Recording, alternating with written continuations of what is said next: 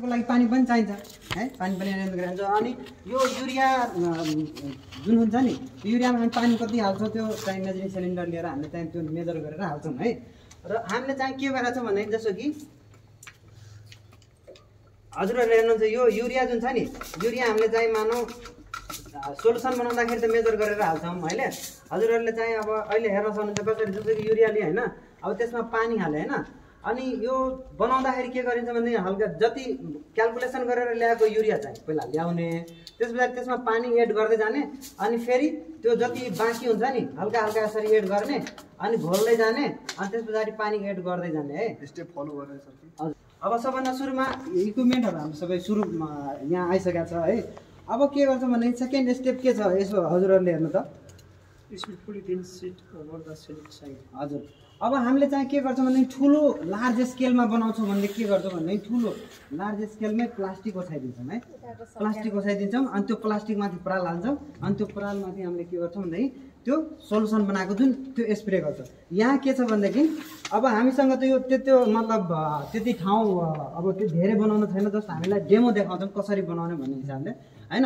अब हजुरहरूले यहाँ हेर्न सक्नुहुन्छ यो मैले पराललाई पनि यो पराल हो होइन, सिङ्गल छमा, अनि यसलाई चपिङ गरेर ल्याउँछौँ। अब यसलाई के गर्छ भने जस्तो कि जुन प्लास्टिक मैले भने कि छनु त्यो 100वटा भैँसीलाई पुग्ने मैले त्यति इस्टिमेटमा मैले युरिया ट्रिटमेन्ट गरेर पराल चाहिँ स्टोर गराएर लागेको थिएँ 1 सालको लागि एकैचोटि है। अब हजुरहरूले कसरी चाहिँ के गर्नुपर्छ, यसरी चाहिँ त्यो प्लास्टिकमाथि यसरी चाहिँ छरिदिनु पर्छ, काटेको चोप गरेको स्ट्रले है, यसरी छरिदिने। यताको स्टेपहरू हजुर यो स्टेपहरू 2 नम्बरमा छौँ हामी हैन, 2 नम्बरको स्टेपमा छ है हामी। 2 नम्बरमै छौँ। हजुर 2 नम्बरमै छ हामी। अब यस्तो त धेरै स्टेपहरू के गर्ने भन्दाखेरि त्यो प्लास्टिकमाथि हामी छर्छौँ होइन।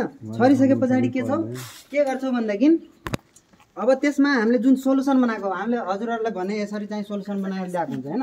अब यसमा अलरेडी सोलुसन हामीले 1:4 को रेसियोमा बनाएर ल्याछौँ है। अब यसलाई चाहिँ के गर्नु भने यो के हो हजुरहरूलाई मैले के भनेको थिएँ घनश्याम सर, यसको नाम के हो त्यो सिलिन्डर है, यो ह्यान्ड पम्प चाहिँ हो है। नाइट्रोजन नउरोस् भनेर हो, नाइट्रोजन अब भनौँ नि यो सोलुसन नपोखियोस् होइन। अब यो लक भएन भने यो खुलिहाल्छ, खुलिसके पछाडि यसमा जुन ग्यास हामीले भरेको हुन्छ त्यो ग्यास स्केप भइहाल्छ बाहिर, प्रेसरै हुँदैन। अनि प्रेसर नभएपछि हामीले यो चाहिँ स्प्रे गर्दाखेरि त यसबाट पानी फाल्छ त फाल्दैन, त्यही भएर यो लक गरिएको छ है। अनि सबभन्दा पहिला हामीले के गर्नुपर्छ, यो लक खोल्नुपर्छ है। अनि हजुरहरूले नजिकबाट आएर हेर्नु है कस्तो छ। एक्जाममा आएपछि यसरी चाहिँ यो लक चाहिँ ठ्याक्कै ओपन हुन्छ है, हेर्नुहुन्छ। यो थरीको हुन्छ, यसको विभिन्न भेराइटिजहरू हुन्छ यो पम्पको पनि, जुन पनि युज गर्न पाइन्छ। यसको मेन प्रिन्सिपल के हो कि ग्यास बनाउने, मिक्सिङ गर्ने, अनि त्यस पछाडि त्यसलाई के गर्ने स्प्रे गर्नको लागि युज गर्ने हो कि होइन। अब मैले यो के गरिरहेको छु अहिले, यसमा प्रेसर बनाइरहेको छु है। के भइरहेको छ, यो ग्यास बनिरहेको छ होइन। अब हेर्नु है, यसमा ग्यास बनिसक्यो। अब के हुन्छ भनेदेखि हामीले के गर्नुपर्छ, यो जुन पराल ओछाएको हुन्छौँ नि त्यसमा के गर्ने हामी यसलाई स्प्रे गर्ने हो कि होइन। अनि स्प्रे गर्दाखेरि यसलाई के गर्नुपर्छ, चलाउनु नि पर्छ। किन चलाउनु पर्छ होला, यो राम्ररी मिक्स होस्, हो राम्रोसँग मिक्स होस्। अनि के गर्छ भने हामीले यो जुन युज गर्छौँ जतिखेर यो पानी हाल्छौँ नि यो स्प्रे गर्दाखेरि हामीले ध्यान दिनुपर्छ। के हुन्छ हाम्रो लागि युरिया पोइजनिङ हो कि होइन। अब यो युरिया मिक्स गरेको पानी हामीले चाहिँ यो स्ट्रमा छरिरहेछौँ, चप्दे स्ट्रमा होइन। अब यो हाम्रो आँखामा पर्न सक्छ, हाम्रो नाकमा जान सक्छ, मुखबाट छिर्न सक्छ होइन। हाम्रो यहाँ चाहिँ एकदमै प्रिकसनको चाहिँ कुराहरू ध्यान दिनुपर्छ है, यो सेफ्टीको कुराहरू। अब हामी के गर्छौँ, यो माथि स्प्रे गर्छौँ है। हाम्रो 4th पोइन्ट पढिदिनु तर्छ सर।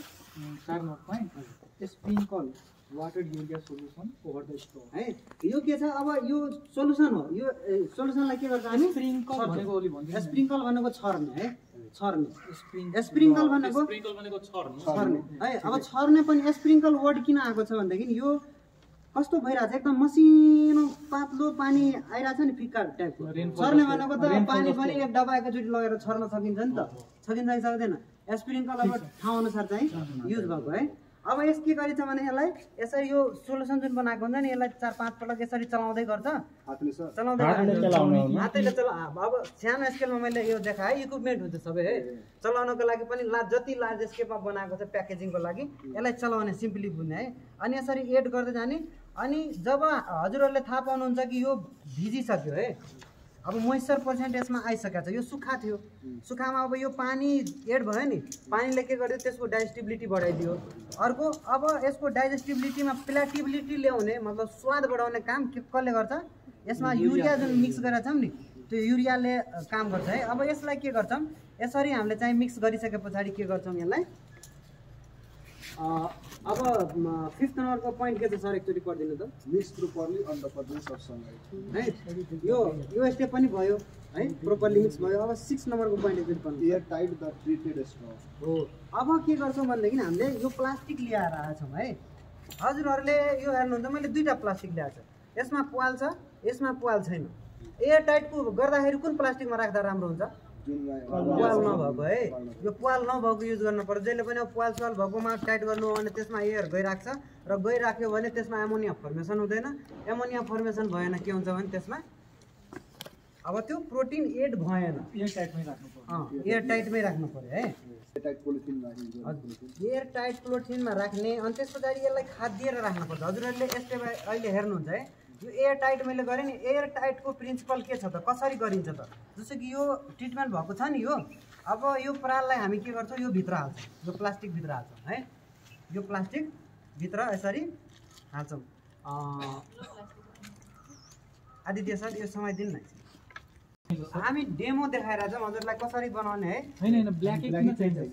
ब्ल्याकै किन चाहिन्छ भने जुन सनलाइट जुन हुन्छ नि सनलाइट हामीले यसलाई के गर्छ भने डार्क प्लेसमा राख्छ यो बनाइसके पछाडि जो लास्टतिर म भन्दै जाउँ स्टेप बाई स्टेप हजुरलाई जानकारी गराउँछु यो जस्तो कि अब यसलाई के गर्छ भने योमा खाद्यहरू एकदमै थिचेर राख्छौँ थिचेर किन राख्नुपर्छ होला रञ्जना म्याम किन थिच्नुपर्छ मैले बेसरी यसलाई थिचिरहेको छु नथिचे पनि हुन्छ नि त हो भेरी नाइस उहाँले के भन्नुभयो यो जुन हामीले यसरी खादिन्छौँ नि अनि यसमा यो हामीले जो हाल्दाखेरि यसमा त अक्सिजन पनि छ नि त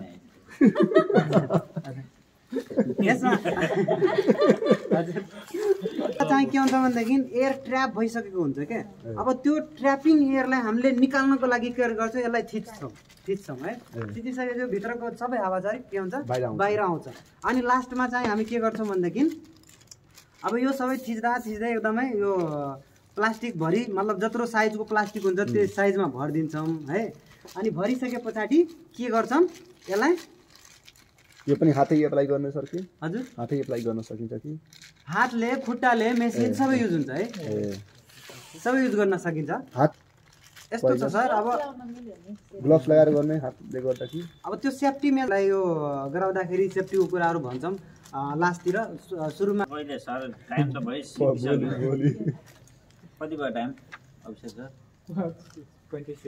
26 लास्टमा अहिले नै भनिहाल्नु नि सर अब के छ यसरी हामीले टाइट गरेर यसलाई बाँधिदियौँ है यसलाई बाँधिदिन्छौँ हामीले के गर्छौँ बाँध्ने अब त्यो यो अब बाँध्ने डोरी नभएर यसलाई स्टोर गरेर छोडिदिने 21 दिनसम्म स्टोर गरेर डार्क प्लेसमा सुक्खा ठाउँ होस् अलि अँध्यारो किसिमको होस् त्यस्तो ठाउँमा के गर्छौँ यसलाई राखिदिन्छौँ राखिसके पछाडि 21 दिन पछाडि के हुन्छ भनेदेखि यसमा एमोनिया फर्मेसन भएर त्यो चाहिँ त्यसमा परालको जुन सेलुलोज हुन्छ त्यसलाई ब्रेकडाउन गराइदिन्छ र नाइट्रोजनको त्यहाँ सोर्स उस हुन्छ अनि हामीले एनिमललाई दिँदाखेरि एकदमै रुचाउँछ खानको लागि एकदमै इन्ट्रेस्टको साथ खान्छ अनि उहाँहरूलाई प्रोटिनको अभाव पनि हुँदैन होइन 21 दिनपछि सर यो कस्तो भइहाल्छ हजुर यो 21 दिनपछि घरमा चाहिँ चेन्जेस हुन्छ अब हाम्रो अलरेडी गोल्डन कलर छैन गोल्डन सर अब यो अझै यसको चाहिँ कलर हेर्नु भएन अब यसमा हाम्रो क्रिटिकल पोइन्ट के थियो क्रिटिकल पोइन्टहरू के छ हेर्नुहुन्छ 4 नम्बर 5 नम्बर 6 नम्बरमा मैले क्रिटिकल